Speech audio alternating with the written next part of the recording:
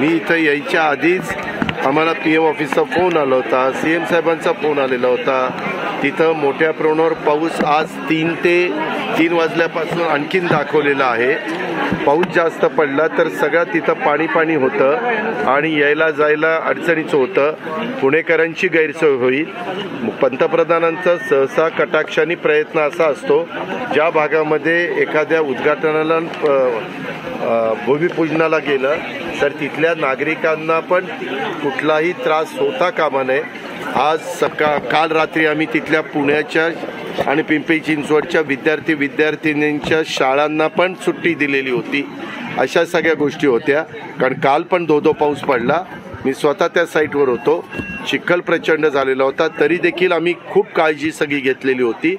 पण शेवटी PM ऑफिसला असं वाटलं की अशा परिस्थितीत जाण्याच्या थोडंसं वातावरण निसर्गाचं किंवा वेदर ठीकठाक झाल्यावर जाऊ म्हणून तो कार्यक्रम कॅन्सल नाही झालेला, पुढे ढकललेला. शिवसेना नेते संजय राऊत ने महाविकास आघाडी सारखे अजित पवार आमदार पण होणार नाही असा आरोप केला. ठीक आहे, त्यांनी मला शुभेच्छा दिल्या, धन्यवाद.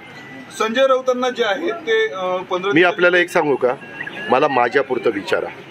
हे कोणतरी रोज सकाळी उठून काहीतरी विचारणार आणि तुम्ही आम्हाला दांडकं पुढे घेणार आणि हा असं म्हणलं, मला काय घेणे देणे.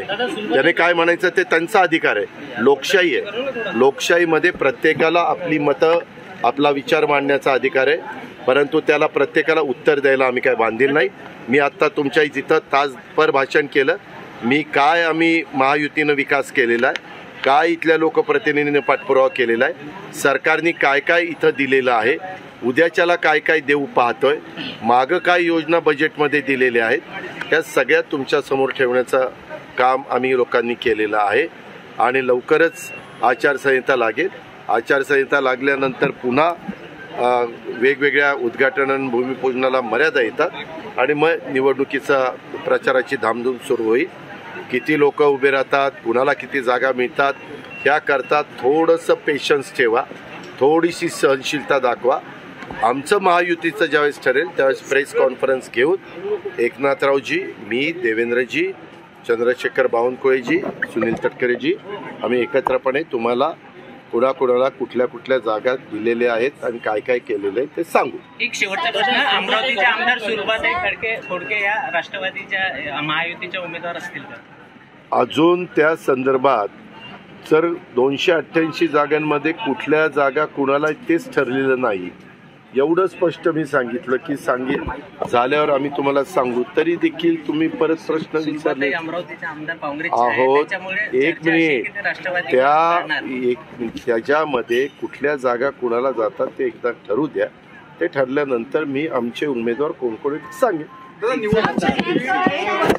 किशन शिंदे आमदार आहेत काँग्रेसचे, त्यांना 100 कोटी रुपये भरभरून निधी देण्यात आलेला आहे विकास कामांसाठी. 100 कोटींचा निधी नाही. मग विकास कामाला निधी इथं नाही दिला 1420 कोटीचा निधी.